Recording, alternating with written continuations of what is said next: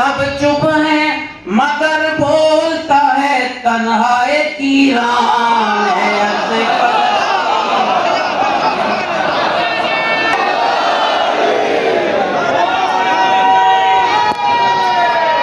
आप और हम अपनी आंखों से इसराइल को ख़त्म होते हुए, फ़लस्तीन को आज़ाद होते हुए देखेंगे। पिछले कई सालों से गज़ा पट्टी पर इसराइल हमला भी करता है, लेकिन ये भी देखा जा रहा है कि हमास की तरफ से भरपूर जवाब भी दिया जाता है कि हर साल देखिए हमास में क़ुव्वत बढ़ रही है। हमने तो बनाए हैं समंदर में भी रस्ते, यूँ हमको मिटाना कोई आसान नहीं है। मिला टाइम्स में खुश आमदीद। मेरे साथ है इस वक्त मारूफ शायर डॉक्टर माजिद देवबंदी साहब। आप ऑल इंडिया सूफ़ी मिशन के बानी और चेयरमैन भी हैं, और इस वक्त गालिब ऐवान गालिब में अल-कुद्स कॉन्फ्रेंस चल रही है, जहां फ़लस्तीन की अहमियत और इज़राइल के जुल्म सितम और दहशतगर्दी पर बातचीत की जा रही है। इन्होंने काफ़ी अच्छी नज़म पढ़ी है जिसकी चर्चा है, यहाँ भी आप देख सकते हैं उसकी विजुअल को कि किस तरह ऑडियंस में जोश और जज्बा है।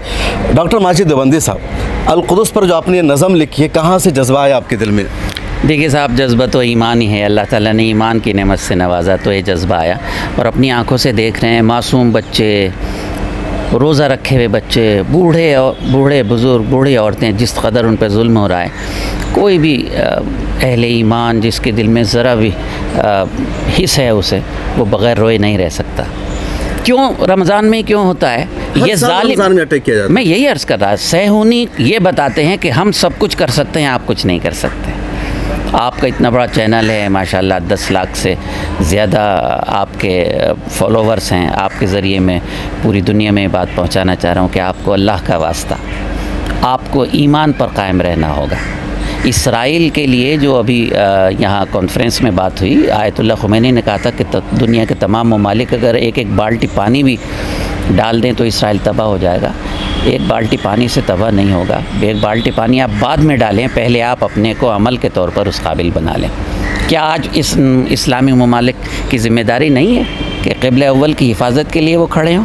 सिर्फ़ इसलिए सहूनी जुल्म करते हैं कि उन्हें मालूम है कोई नहीं बोलेगा। लेकिन मैं सलाम करता हूँ आयतुल्लाह ख़ुमैनी को, यहाँ शिया सुन्नी की बात नहीं है, क़िबला अव्वल के तहफ़्फ़ुज़ की बात, क़िबला अव्वल के तहफ़्फ़ुज़ की बात है। जो भी हमारे साथ आए बिल्कुल उसकी तायद होनी चाहिए, और वो पैगाम जो 25-30 साल पहले आयतुल्लाह ख़ुमैनी ने दिया था, आज पूरी दुनिया में आखिरी जुमा के मौके पर ये मनाया जाता है। इसका बड़ा पैगाम जा रहा है, पूरी दुनिया में पैगाम जा रहा है। इंशाअल्लाह ताला आप और हम अपनी आंखों से इसराइल को ख़त्म होते हुए, फ़लस्तीन को आज़ाद होते हुए देखेंगे। अच्छा, पिछले कई सालों से गज़ा पट्टी पर इसराइल हमला भी करता है, लेकिन ये भी देखा जा रहा है कि हमास की तरफ से भरपूर जवाब भी दिया जाता है। अब इसको किस तरह दिख रहा है? क्या हमास में अब जवाबी और मुदाफ़ती क़ुव्वत आ रही है? अल्हम्दुलिल्लाह, और बल्कि हर साल देखिए हमास में क़ुव्वत बढ़ रही है। और जब जब हमास का कुछ जवाब आता है, मैं अल्लाह के हुजूर में सद्दे शुक्र अदा करता हूँ।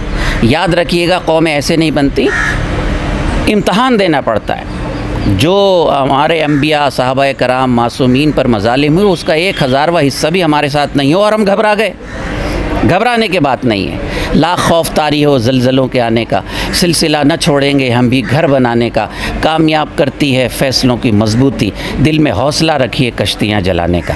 कश्तियाँ जलानी होंगी, हक़ पर बात करनी होगी। हो सकता है मेरी ज़िंदगी में किनको जलानी होगी? हम लोगों को, मुसलमानों को।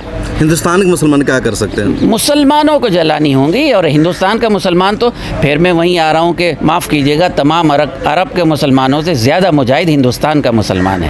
अल्हम्दुलिल्लाह, इस मुल्क में जो हमारे साथ हो रहा है, शिकवा नहीं करता, गम तो करता है, उसके बाद खड़ा है। ये उसके इस हौसले को सलाम। नहीं लगता तो ये कि हिंदुस्तान के हालात को भी फ़लस्तीन जैसे बनाए जा रहे हैं? यहाँ भी मस्जिदों में नमाज़ पढ़ने से रोका जा रहा है, घरों में नमाज़ पढ़ने पर केस दर्ज कर दिया जाता है, लगातार सारे वाक़ात आ रहे हैं, मस्जिद पे बुलडोज़र चल रहा है। मुझे लगता है एक चेन वहीं से बनी हुई है, वो जो एक रस्सी है उसी के ये गिरफ़्तार हैं। लेकिन अल्लाह की रस्सी बहुत ख़तरनाक होती है, लेकिन उस रस्सी का ज़िक्र आया तो हमें अल्लाह की रस्सी को, हुजूर की निस्बत की रस्सी को, रिसालत की रस्सी को मजबूत एक आखिरी सवाल माजिद साहब, भारत सरकार का भी इसराइल से बड़ा रिश्ता बढ़ता जा रहा है, फ़लस्तीन से दूरी बढ़ती जा रही है। हालांकि भारत सरकार का जो स्टैंड था शुरू का, वो इसराइल फ़लस्तीन के साथ था, फ़लस्तीन को सपोर्ट करने का था ना। आपने कहा, आपके ही लफ्ज़ से था। और बल्कि इंदिरा गांधी के ज़माने में तो वो वहाँ के जो नुमाइंदे आते थे, बहुत ख़ास तौर पर उनकी कदर अफजाई होती थी। मेरा ख़्याल है जालिम का साथ देने वाला मज़लूम नहीं हो सकता, जालिम का साथ देने वाला भी जालिम है, और जालिम को जालिम कहने की हम में और आप में हिम्मत है, और हम कह रहे हैं। मैं चाहता हूँ कि आप अपना कोई प्यारा जो सबसे बेहतर शेर आपकी नज़र में हो, आप हमारे ऑडियंस को सुनाइए मिल्लत टाइम्स के। तू बड़ा ही करीम है मौला, कौम गमगीन की हिफाजत कर। तू बड़ा ही करीम है मौला, कौम गमगीन की हिफाजत कर। जंग इस्लाम दुश्मनों से है, तू फ़लस्तीन की हिफाजत कर। मोहतरम, आपके चैनल के ज़रिए एक बात की मैं और कर जिक्र करना चाहता हूँ। मैंने अपनी नज़म पढ़ने से पहले भी किया। इस वक्त उम्मत जो है वो यतीम हो गई। फ़क़ीहुल उम्मत हज़रत मौलाना राबिह हसनी रहमतुल्लाह अलैह आज हमारे दरमियान नहीं है। हम सब गम में हैं, लेकिन कुछ कर नहीं सकते क्योंकि अल्लाह का कानून है, हर नफ्स को मौत का मज़ा चखना है। यहाँ मैं दुआ करता हूँ अल्लाह ताला उनको गरीक़ रहमत करे और इस उम्मत को ऐसा मुखलिस दे दे जैसे अलीमियत हज़रत मौलाना राबिह थे। इसलिए कि मैं माफ़ी के साथ आपके चैनल से बात कर रहा हूँ। हो सकता है आपको बुरा लगे या किसी नाज़रीन को बुरा लगे। आज हमारे अकाबिरीन डर गए। क्यों डर गए? अरे आप हमें रास्ता दिखाइए, हम आपके साथ हैं। ये क्या बात हुई? जालिम को जालिम कहने की हिम्मत। सारे जेल में चले जाए? नहीं, जेल एक अलग चीज़ है यार। मुजाहिदीन का मुस्तकबिल है वीरानों से वाबस्ता। हाफिज़ मेरठी का यह मिसरा है, मुजाहिदों का तो मुस्तकबिल है वीरानों से वाबस्ता। तो जेल एक अलग चीज़ है। हक़ बात तो कहें। याद रखिएगा कि क़तरे से दरिया बनता है। अगर सब लोग हक़ बात कहने लगें तो ऐसा नहीं है कि ना हक़ की फ़तह हो जाएगी। मेरी ख्वाहिश है, मैं इस उम्मत का मामूली सा गुनहगार हूँ, अकाबिरीन पर जान देता हूँ। मेरी ख्वाहिश है मेरे अकाबिरीन हमें ऐसा हुक्म दें, ऐसा कुछ करें, ऐसा हुक्म दें, हमसे ऐसा काम लें कि अल्लाह भी खुश हो जाए, रसूल भी खुश हो जाए और ईमान वाले भी खुश हो जाए। बहुत शुक्रिया। तो हमारे साथ थे मारूफ़ शायर और इंटरनेशनल मशहूर शायर हैं डॉक्टर माजिद देवबंदी साहब। इनके बगैर कोई भी मुशायरा कामयाब नहीं समझा जाता है। उन्होंने अपने जज्बात का ख्याल किया। उमूमन शायरों के बारे में कहा जाता है कि उनका जो ईमानी जज्बा सिर्फ शेर तक महदूद होता है, लेकिन इनकी नसर में भी है, इनकी अमली ज़िंदगी में भी है, और यही माजिद देवबंदी साहब की मकबूलियत की अलामत। तो मैं चाहता हूँ आपको जो सबसे मकबूल शेर है ना, जिसकी वजह से आपको पहचान मिली, वो अपनी ज़ुबान से सुनाइए। सामान तिजारत मेरा ईमान नहीं है, सामान तिजारत मेरा ईमान नहीं है, हर दर पे झुके सर ये मेरी शान नहीं है, हर दर पे झुके सर ये मेरी शान नहीं है। अल्लाह मेरे रिस्क की बरकत न चली जाए, अल्लाह मेरे रिस्क की बरकत न चली जाए, दो रोज़ से घर में कोई मेहमान नहीं है। और आज की कॉन्फ्रेंस की निस्बत से मेरा शेर मुलाहिज़ा फरमाएं। दो रोज़ से घर में कोई मेहमान नहीं है, हमने तो बनाए हैं समंदर में भी रास्ते। बहुत सारे आपके सवालात का जवाब जी।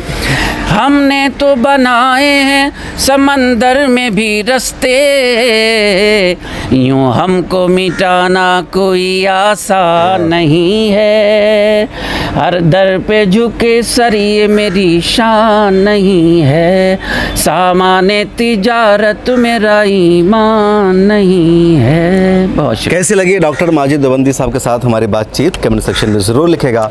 कैमरामैन तमन्ना के साथ शम्स तबरेज़ कासमी, मिल्लत टाइम्स। मिल्लत टाइम्स को आपकी ज़रूरत है, हमारी आप माली मदद करें।